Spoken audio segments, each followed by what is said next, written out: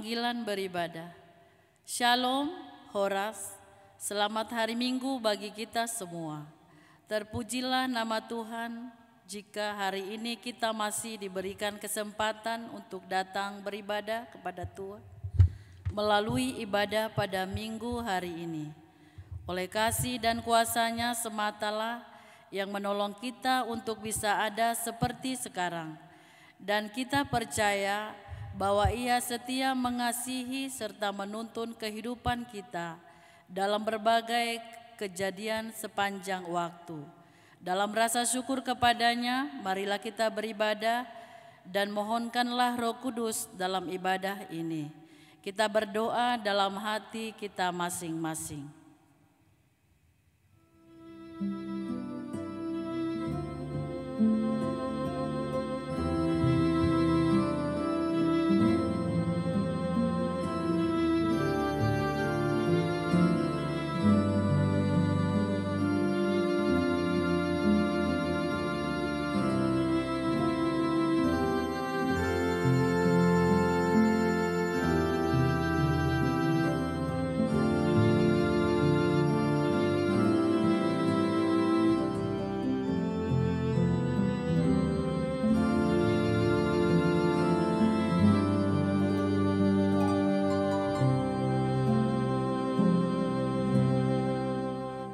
Saudaraku, marilah kita menyanyikan pujian kepada Tuhan Allah dengan kidung yang berkenan kepada-Nya.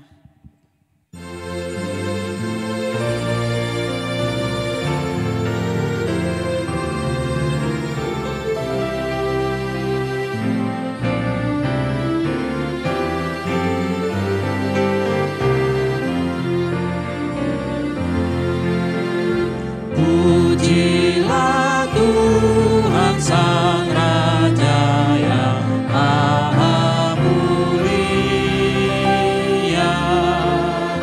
seluruh umat yang setia dan tulus hatinya, mari semua menghampiri tata-Nya.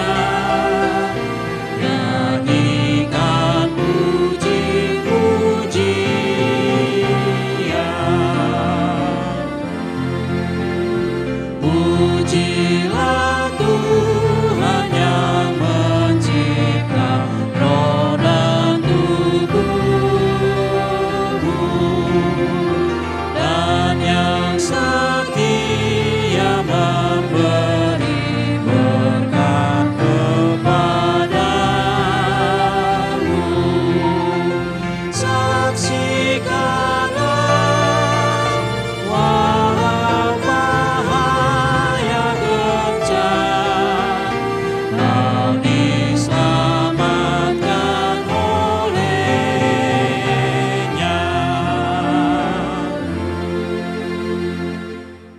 Di dalam nama Allah Bapa dan nama Anak-Nya Tuhan Yesus Kristus dan nama Roh Kudus yang menciptakan langit dan bumi. Amin. Dan mengucap syukur dengan sukacita kepada Bapa yang melayakkan kamu untuk mendapat bagian dalam apa yang ditentukan untuk orang-orang kudus di dalam kerajaan terang. Ia telah melepaskan kita dari kuasa gelap dan memindahkan kita ke dalam kerajaan Anak-Nya yang kekasih. Haleluya. Haleluya, haleluya, haleluya.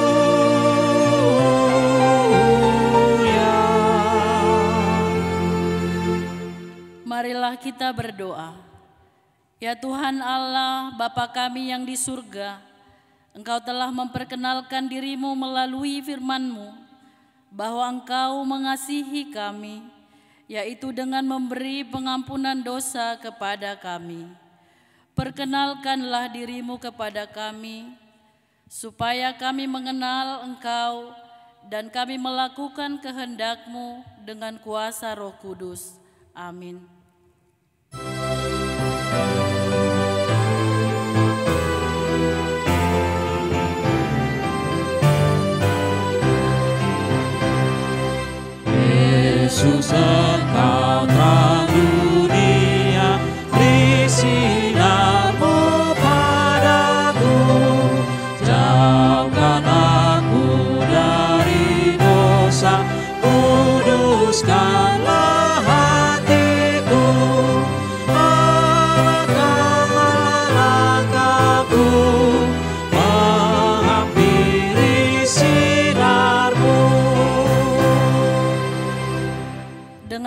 hukum Tuhan pada minggu kedua setelah Epifanias ini, yaitu dari Kolose pasal 1 ayat yang ke-12. Beginilah firman Tuhan. Dan mengucap syukur dengan sukacita kepada Bapa, melayakkan kamu untuk mendapat bagian dalam apa yang ditentukan untuk orang-orang kudus di dalam kerajaan terang. Demikianlah hukum Tuhan. Marilah kita memohon kekuatan dari Tuhan untuk dapat melakukan hukum-Nya. Ya Tuhan Allah, kuatkanlah kami melakukan yang sesuai dengan hukum-Mu. Amin.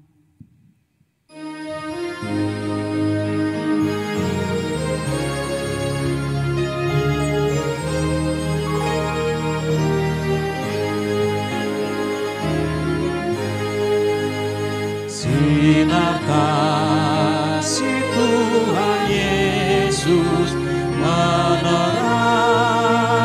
dunia, bagai pelita bersinar dalam dunia gelap. Mari nyalakan pelita dan terangi mereka, agar tiada yang celaka dalam dunia gelap. Ku sadari aku juga pernah jauh darinya, karena sinar kasih Yesus ku kembali padanya. Mari nyalakan pelita dan terangi mereka, agar tiada yang celaka dalam dunia gelap.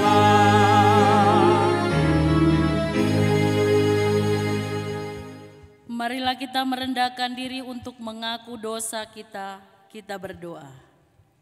Ya Tuhan Allah Bapa kami yang Maha Kuasa, kami berseru dan memanggil nama-Mu karena kami susah dan gelisah mengingat segala dosa dan kejahatan kami. Kasihanilah kami orang berdosa ini. Ya Tuhan Yesus Kristus, Engkau telah datang ke dunia menjadi manusia, mati dan bangkit kembali serta naik ke surga untuk membela dan menyelamatkan kami. Kasihani dan kuatkanlah iman kami untuk bersyukur kepadamu. Ya Roh Kudus penghibur orang yang berduka, sembuhkanlah segala penyakit dan penderitaan kami karena dosa. Tinggallah bersama kami, agar kami senantiasa bergembira dan penuh gairah melakukan kehendak-Mu. Engkaulah sumber pengasihan dan pengampunan, jangan lupakan kami. Dengarlah doa permohonan kami ini ya Allah, Bapa, Anak dan Roh Kudus. Amin.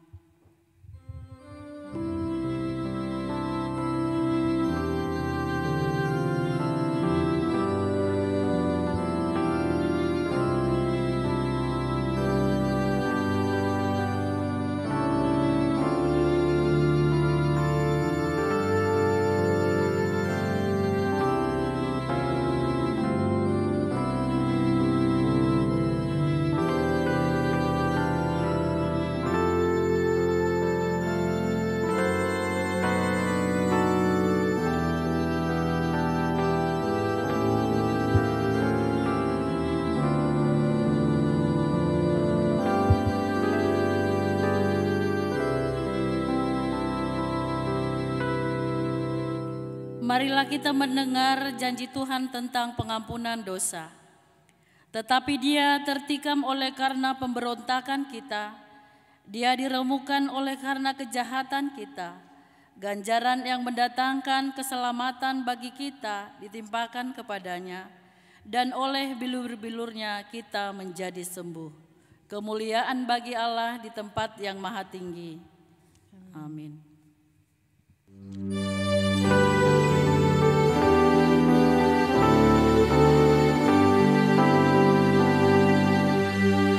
Tuhan dengar ratapanku, kasihanilah aku. Amatlah gundah hatiku, sebab banyak dosaku. Jikalau dalam murka-Mu Engkau membalas dosaku, aku tak dapat hidup. Marilah kita mendengar firman Tuhan yang ditetapkan untuk minggu kedua setelah Epifanias, yaitu dari kitab Injil Yohanes pasal 1 ayat 29 sampai ayat ke-42. Beginilah firman Tuhan. Pada keesokan harinya, Yohanes melihat Yesus datang kepadanya, dan ia berkata, "Lihatlah anak domba Allah yang menghapus dosa dunia." Dialah yang kumaksud ketika kukatakan, kemudian daripadaku akan datang seorang yang telah mendahului aku, sebab dia telah ada sebelum aku. Dan aku sendiri mula-mula tidak mengenal dia, tetapi untuk itulah aku datang dan membaptis dengan air, supaya ia dinyatakan kepada Israel. Dan Yohanes memberi kesaksian, katanya, Aku telah melihat roh turun dari langit seperti merpati, dan ia tinggal di atasnya. Dan aku pun tidak mengenalnya, tetapi dia yang mengutus aku untuk membaptis dengan air, tetapi berfirman kepadaku, "Jikalau engkau melihat roh itu turun ke atas seorang dan tinggal di atasnya, dialah itu yang akan membaptis dengan Roh Kudus." Dan aku telah melihatnya dan memberi kesaksian, ia inilah anak Allah. Pada keesokan harinya, Yohanes berdiri di situ pula dengan 2 orang muridnya. Dan ketika ia melihat Yesus lewat, ia berkata, "Lihatlah anak domba Allah." Kedua murid itu mendengar apa yang dikatakannya itu, lalu mereka pergi mengikut Yesus. Tetapi Yesus menoleh ke belakang, ia melihat bahwa mereka mengikut dia, lalu berkata kepada mereka, "Apakah yang kamu cari?" Kata mereka kepadanya, "Rabi," artinya guru, "di manakah engkau tinggal?" Ia berkata kepada mereka, "Marilah dan kamu akan melihatnya." Mereka pun datang dan melihat di mana ia tinggal. Dan di hari itu mereka tinggal bersama-sama dengan dia. Waktu itu kira-kira pukul 4. Salah seorang dari keduanya yang mendengar perkataan Yohanes lalu mengikut Yesus adalah Andreas, saudara Simon Petrus. Andreas mula-mula bertemu dengan Simon saudaranya, dan ia berkata kepadanya, "Kami telah menemukan Yesus Sang Mesias, yang artinya Kristus." Ia membawanya kepada Yesus. Yesus memandang dia dan berkata, "Engkau Simon anak Yohanes, engkau akan dinamakan Kefas." Demikianlah firman Tuhan. Berbahagialah orang yang mendengar firman Allah serta memeliharanya di dalam hatinya. Amin.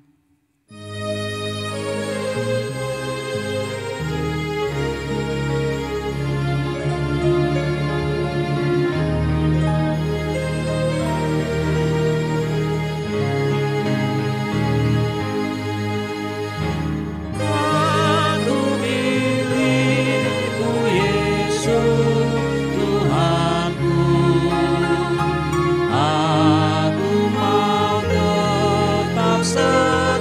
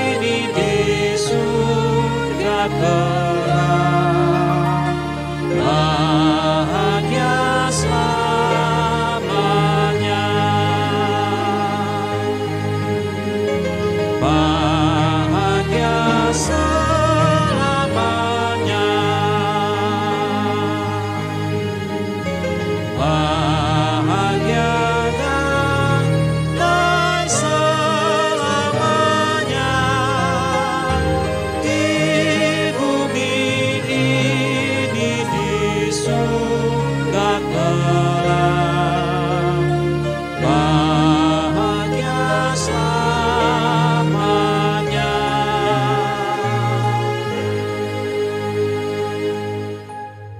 Marilah kita bersama-sama mengaku iman kepercayaan kita sebagaimana teman-teman seiman di seluruh dunia.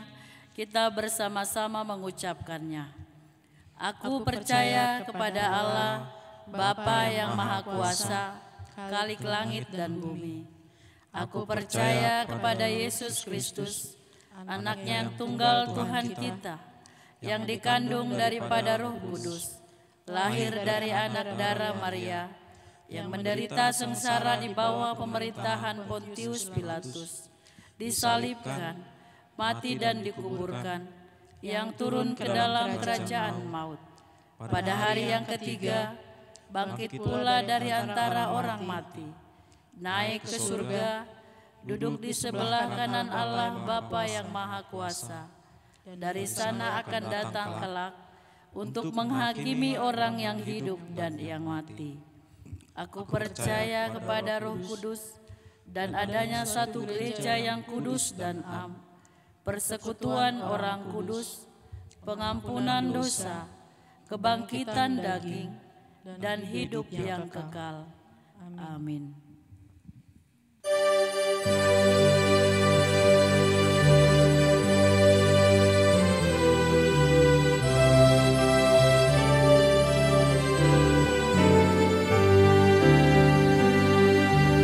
Terus mengalir darimu air hidup bagiku, seperti sungai dari gunung yang mengalir sampai laut.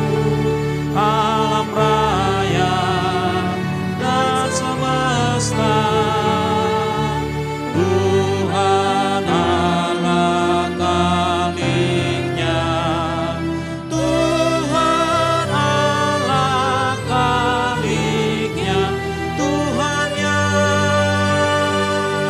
menciptanya, Tuhan yang menciptanya.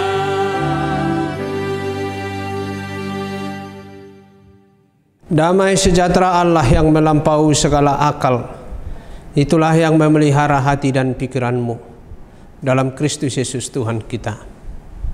Amin.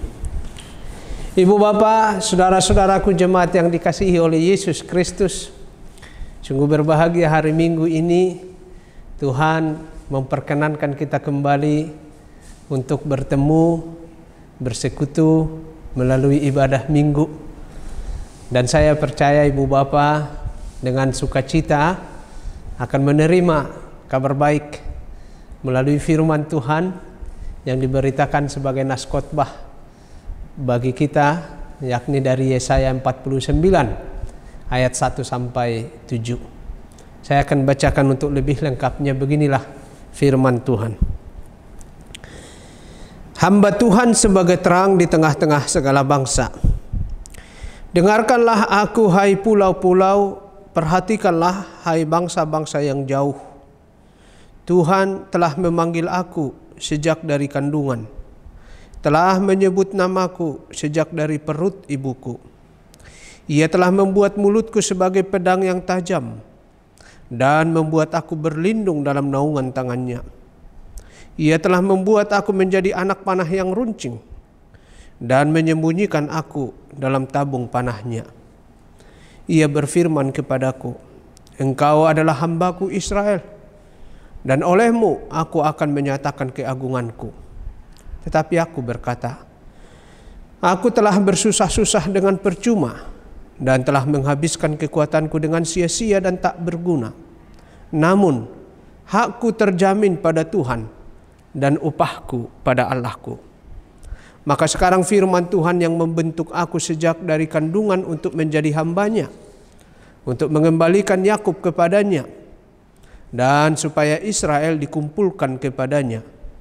Maka aku dipermuliakan di mata Tuhan, dan Allahku menjadi kekuatanku, firman-Nya. Terlalu sedikit bagimu hanya untuk menjadi hambaku, untuk menegakkan suku-suku Yakub, dan untuk mengembalikan orang-orang Israel yang masih terpelihara. Tetapi aku akan membuat engkau menjadi terang bagi bangsa-bangsa, supaya keselamatan yang daripadaku sampai ke ujung bumi. Beginilah firman Tuhan penebus Israel, Allah-Nya yang Maha Kudus. Kepada Dia yang dihinakan orang, kepada Dia yang dijijikkan bangsa-bangsa, kepada hamba penguasa-penguasa, raja-raja akan melihat perbuatanku, lalu bangkit memberi hormat, dan pembesar-pembesar akan sujud menyembah. Oleh karena Tuhan yang setia, oleh karena yang Maha Kudus Allah Israel yang memilih engkau. Demikianlah firman Tuhan.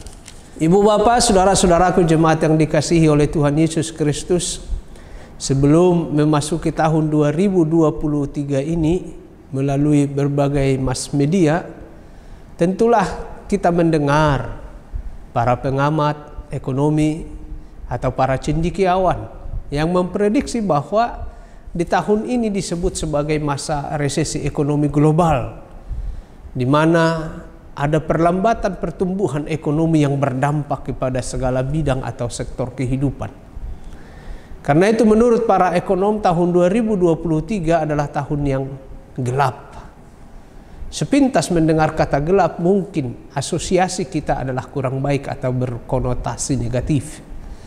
Mata gelap, uang gelap, pertemuan gelap, kuasa-kuasa gelap, dan lain-lain. Padahal tidak selalu gelap berkonotasi tidak baik. Ada orang tidak bisa tidur bila lampu di kamarnya terus menyala dengan terang. Maka ia menginginkan kamar tidurnya harus gelap supaya ia bisa tidur dengan nyenyak. Itu sebabnya kita boleh mendengar atau menyimak pendapat para ahli. Tetapi sebagai orang beriman, kita harus mempercayai janji Tuhan kepada kita bahwa Ia tidak akan pernah meninggalkan kita. Atau bila pun masa-masa sulit harus kita hadapi dan jalani di tahun 2023 ini, firman Tuhan dalam kitab Roma 8 ayat 28 berkata, kita tahu sekarang bahwa Allah turut bekerja dalam segala sesuatu untuk mendatangkan kebaikan bagi mereka yang mengasihi Dia, yaitu bagi mereka yang terpanggil sesuai dengan rencana Allah. Allah selalu merancangkan kebaikan bagi kita umat-Nya yang terpanggil sesuai rencananya. Maka kita pun dalam kacamata iman melihat tahun 2023 ini sebagai tahun rahmat Tuhan, tahun berlimpah berkat dari Tuhan yang tersedia bagi kita. Inilah juga yang hendak kita terima sebagai kabar baik, pegangan kita dari firman Tuhan pada hari ini melalui ibadah minggu ini. Topik yang ditentukan bagi kita adalah Yesus Kristus, terang bagi seluruh bangsa. Apa yang hendak kita petik? Pertama, menerima Yesus Kristus berarti menerima terang hidup.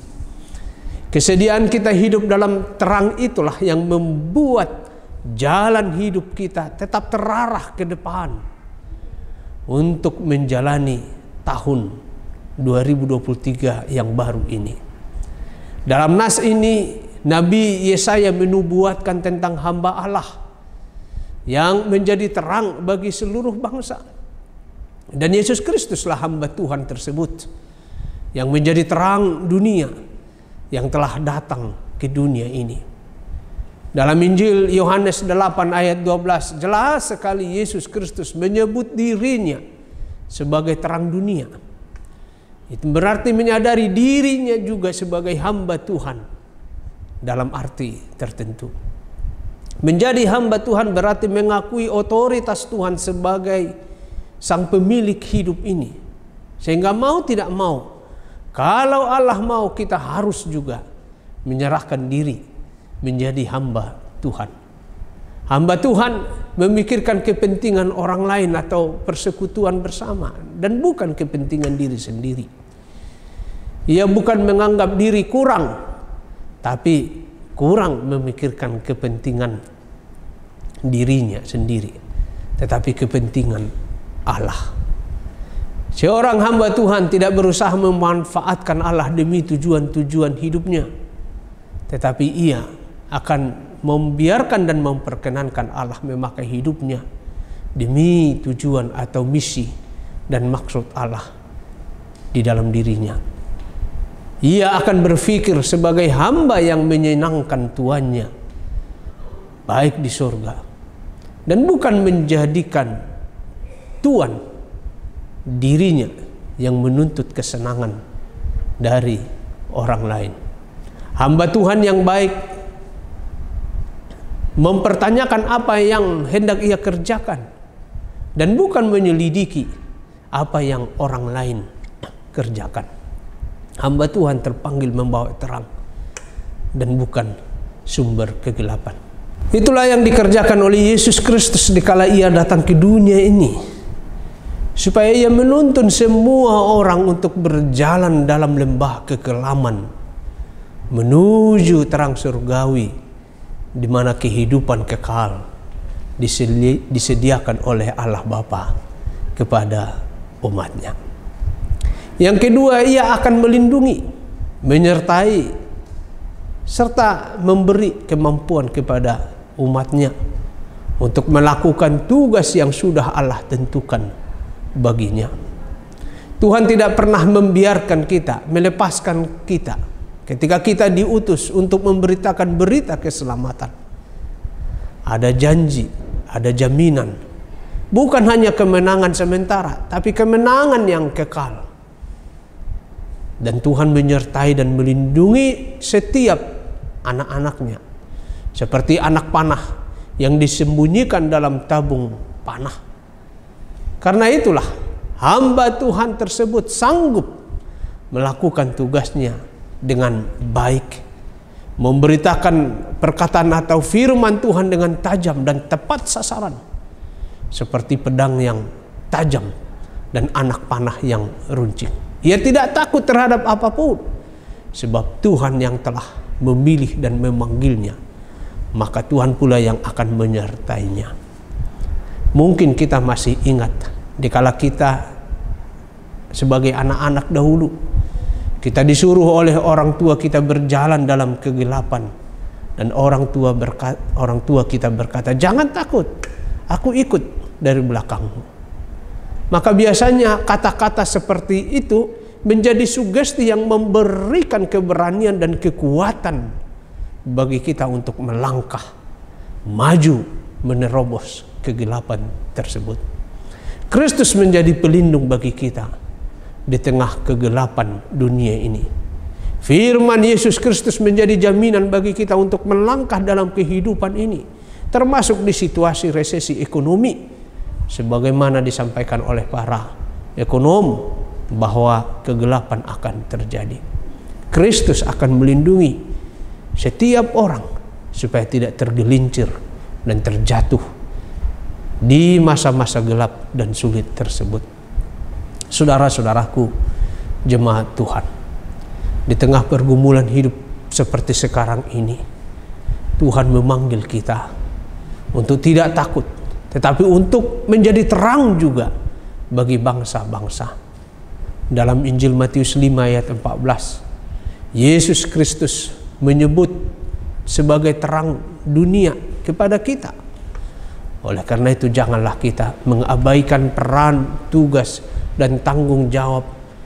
Karena dengan itu semua kita bisa memberi sinar terang yang bercahaya bagi dunia yang sedang dilanda kegelapan. Bukan saja kegelapan ekonomi, tetapi kegelapan mata rohani manusia. Justru dalam kenyataan menghadapi beragam pergumulan, cobaan dan kesulitan manusia, di sanalah kita dipanggil supaya menjadi terang bagi dunia, karena kita telah menerima Yesus sebagai terang untuk segala bangsa. Amin. Marilah kita berdoa. Allah Bapa di surga, terima kasih untuk pemberitaan firman-Mu. Engkau mengingatkan kami bahwa kami terpanggil juga untuk menjadi terang bagi bangsa-bangsa. Sebab kami adalah anak-anak-Mu, pengikut Yesus Kristus. Kristus yang adalah terang bagi seluruh dunia ini. Melalui firman-Nya, Ia menerangi hati dan pikiran kami, supaya kami melalui seluruh kata, seluruh tindakan, pekerjaan, hidup kami juga bercahaya, juga bersinar, memberikan terang daripada-Mu kepada dunia ini. Berkatilah kehidupan kami, baik dalam pekerjaan usaha, baik juga dalam rumah tangga. Berilah damai sejahtera. Berkatilah anak-anak-Mu yang berjuang untuk meraih cita-cita masa depannya. Mereka yang hendak menikah, Tuhan kiranya menolong sehingga mereka memperoleh jodoh yang seiman kepada Tuhan Yesus Kristus. Dan kami juga berdoa ya Tuhan Allah, untuk anak-anak-Mu yang sedang mencari pekerjaan, Tuhanlah menolong mereka. Tak putusnya juga kami berdoa untuk para naba balu, untuk anak-anak yatim piatu, untuk para orang tua kami, para lansia. Kiranya Tuhan juga yang memberi topangan kepada mereka. Kami juga berdoa untuk warga jemaat yang sakit. Kiranya Tuhanlah yang menumpangkan tangan-Mu memberkati pengobatannya, sehingga mereka sembuh bersuka cita. Terima kasih ya Allah. Kiranya Engkau berkati pemerintah kami dalam mengupayakan berbagai kebijakan, supaya kehidupan di tengah-tengah bangsa dan negara kami boleh menghasilkan kebaikan dan kedamaian. Dalam Yesus Kristus kami berdoa dan mengucap syukur. Amin.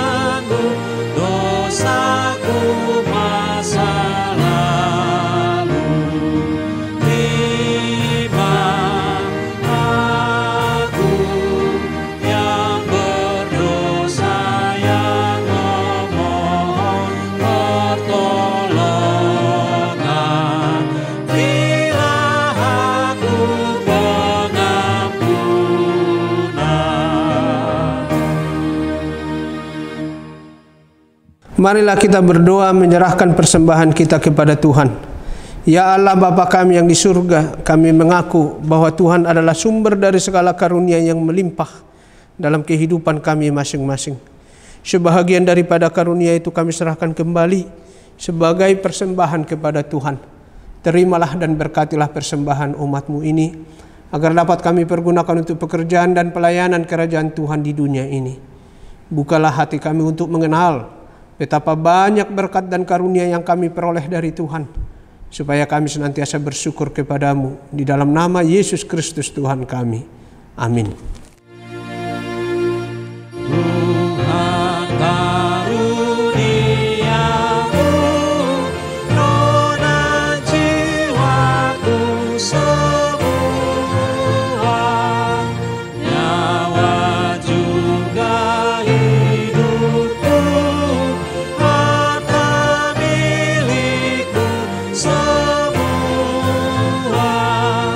ku serahkan padamu untuk selama-lamanya. Bapa kami yang di surga, dikuduskanlah namamu, datanglah kerajaanmu. Jadilah kehendak-mu di bumi seperti di surga. Berikanlah kami pada hari ini makanan kami yang secukupnya. Dan ampunilah kami akan kesalahan kami, seperti kami juga telah mengampuni orang yang bersalah kepada kami. Dan janganlah membawa kami ke dalam pencobaan, tetapi lepaskanlah kami daripada yang jahat. Karena Engkau punya kerajaan dan kekuasaan dan kemuliaan sampai selama-lamanya.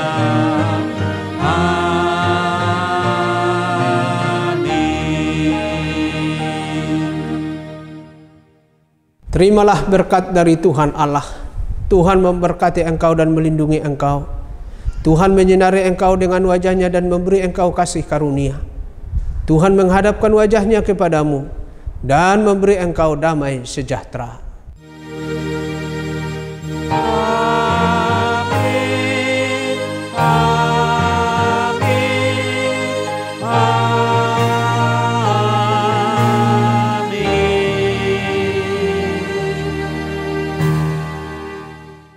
Kepada seluruh warga jemaat, kami para pelayan ibadah virtual, para pendeta, para majelis jemaat, juga para pemusik dan song leader, serta dari Priok Kreatif menyampaikan selamat hari Minggu. Kita kiranya selalu sehat. Horas!